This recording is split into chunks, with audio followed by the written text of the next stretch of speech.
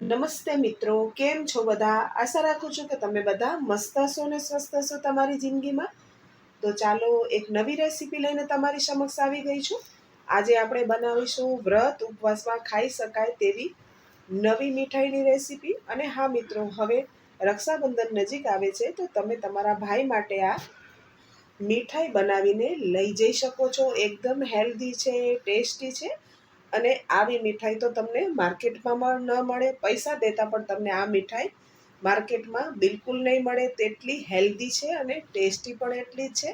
તો ચાલો મિત્રો, બનાવવાની શરૂઆત કરીએ. તેના માટે મેં 1 કપ ભરીને શીંગના દાણા લીધા છે. તેને સ્લો ફ્લેમ પર શેકી લેવાના છે અને તેને એકદમ સરસ શેકવાના છે કે તેના બધા ફોતરા છે તે નીકળી જાય. મેં બધા ફોતરાને કાઢી લીધા છે.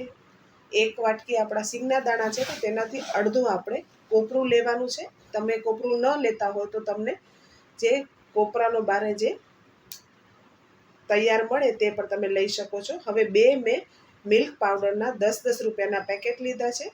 તેને સાઈડમાં મૂકીશું. ત્યાં સુધી અડધા અડધા શીંગના દાણા લઈ અને તેને પલ્સ મોડ પર આવી રીતે ફાઇન પીસવાના છે.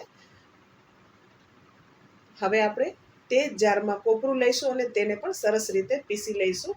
બંનેને પલ્સ મોડ પર પીસવાના છે, નહીં તો બંને છે તે ઓઇલ છોડી દેશે. હવે જે મિલ્ક પાવડરના 2 પેકેટ હતા તે પણ આપણે નાખી દઈશું અને સરસ રીતે બધી સામગ્રીને મિક્સ કરી લેવાનું છે. કોપરું અને શીંગના દાણાને પલ્સ મોડ પર જ પીસવાના છે. હવે આપણે 1 વાટકી ગોળ લઈશું અને અડધી વાટકીથી ઓછું આપણે ઘી લઈશું અને એક થાળીને આપણે ઘીથી ગ્રીસ કરી લઈશું.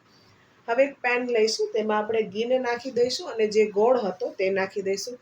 જેટલા આપણે શીંગના દાણા લેવાના છે તેટલો જ આપણે ગોળ લેવાનો છે. આ માપ છે તે એકદમ પરફેક્ટ છે. 1 વાટકી શીંગના દાણા, 1 વાટકી ગોળ, અડધી વાટકી કોપરું અને અડધી વાટકીથી 2 ચમચી ઓછું ઘી. આ આપણું એકદમ પરફેક્ટ માપ છે. એનાથી એકદમ તમારી આ જે મીઠાઈ છે તે એકદમ સરસ બનશે. હવે આપણે તેને સ્લો ગેસ પર જ આવી રીતે ગોળને છે તે ઓગળવા દેવાનો છે. તમે જોઈ શકો છો. ફાસ રાખશો તો જે મીઠાઈ બનાવશો તે ચવડ બની જશે. એટલે આ પ્રોસેસ છે, આપણે મીઠાઈ બનાવીએ ત્યાં સુધી આપણે ગેસની ફ્લેમ છે તે લો જ રાખવાની છે. તમે જોઈ શકો છો ગોળ બધો આપણો મેલ્ટ થઈ ગયો છે. હમણાં તેમાં બબલ પણ આવવા લાગ્યા છે. જ્યારે એમ થાય કે હવે ગોળમાં થોડા બબલ દેખાવા માંડ્યા ત્યારે આપણે તેમાં એલચીનો પાવડર નાખવાનો છે. મેં 3 એલચી નાખી છે. તમને ભાવે તો તમે નાખી શકો છો, નહીં તો તેને સ્કીપ પણ કરી શકો છો. હવે જે આપણે મિક્સર રેડી કરીને રાખ્યું હતું તે નાખી દઈશું અને તેને આવી રીતે મિક્સ કરી દઈશું.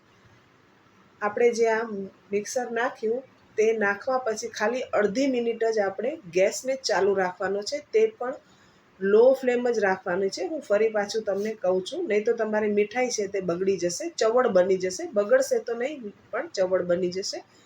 અડધી મિનિટ થાય એટલે આપણે ગેસની ફ્લેમ બંધ કરી અને 1 મિનિટ તેને આવી રીતે ચલાવતા રહેવાનું છે. અને જે ગ્રીસ કરેલી આપણી થાળી હતી તેમાં મીઠાઈને નાખી દેવાની છે આવી રીતે.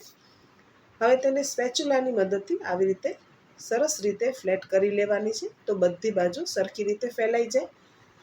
અને એક વાટકી લઈશું અને તેના તળિયામાં આપણે ઘી લગાવી અને સરસ રીતે તેને આવી રીતે ફેલાવી લઈશું. આનાથી આપણી જે મીઠાઈ છે એકદમ સરસ ઉપર ફ્લેટ થઈ જશે. અને ઉપરથી આપણે પિસ્તાની કતરણ અને ગુલાબની પાંદડીથી તેને ગાર્નિશિંગ કરી દઈશું. તમારી પાસે હોય તો તમે કરી શકો છો, નહીં તો તેને સ્કીપ પણ કરી શકો છો. બદામથી પણ ગાર્નિશિંગ કરી શકો છો. હવે 15 મિનિટ જેટલું મેં તેને ઠંડુ થવા દીધું. ઠંડુ થાય પછી જ આ મીઠાઈને છે કટ કરવાની છે, નહીં તો તે બરાબર સેટ નહીં થાય. એટલે 15 થી 20 મિનિટ તેને ઠંડુ થવા દેવાનું, પછી જ તેના કટ લગાવવાના છે. તમે ચાહો તે આકારના તેને કટ લગાવી શકો છો. મિત્રો, આ મીઠાઈ છે તે 15 થી 20 દિવસ સુધી બહાર બિલકુલ ખરાબ નથી થતી. અને તમે જો ફ્રીજમાં રાખતા હો તો મહિના સુધી આ ખરાબ નહીં થાય. અને તમે મિત્રો જોયું કેટલી હેલ્ધી છે, ટેસ્ટી છે. અને રક્ષાબંધનમાં આપણે આપણા ભાઈને આવી સરસ મીઠાઈ ઘરે બનાવીને ખવડાવી શકીએ છીએ. અને આમાં ન તો કોઈ કલર છે, ન પ્રિઝર્વેટિવ છે, ન તો ખરાબ કોઈ માવો છે, ન તો કોઈ ખરાબ ઘી છે. ઘરની સામગ્રીમાંથી તૈયાર થઈ જાય છે. વડીલ હોય તે પણ આ મીઠાઈને ખાઈ શકે છે. એટલી સોફ્ટ બને છે. તો મિત્રો જોતાં જ ખાવાનું મન થઈ જાય તેવી તમને મારી આ મીઠાઈની રેસીપી કેવી લાગી કમેન્ટ કરીને મને જરૂરથી કહો. વિડીયો સારો લાગ્યો હોય તો વિડીયોને લાઈક કરજો, શેર કરજો, સબસ્ક્રાઈબ કરજો અને તમારા ફેમિલી ફ્રેન્ડમાં પણ તેને જરૂરથી શેર કરજો. અને મિત્રો તમે આ મીઠાઈ ક્યારે બનાવો છો તે પણ મને જરૂર કમેન્ટ સેક્શનમાં જરૂરથી જણાવજો. અને હા મિત્રો, તમને મારા વિડીયો ગમે છે કે નહીં તે પણ તમે મને જરૂરથી જણાવો. તો પ્લીઝ મિત્રો, મને ખબર પડે કે તમને મારી રેસીપીઓ ગમે છે કે નહીં, તો મને પણ રેસીપી બનાવવાનું મોટિવેશન મળે. તો ચાલો મિત્રો, ફરી મળીએ આવી નવી રેસીપી સાથે. ત્યાં સુધી આવજો. વિડીયો જોવા બદલ તમારો ખૂબ ખૂબ દિલથી ધન્યવાદ. Thank you for watching.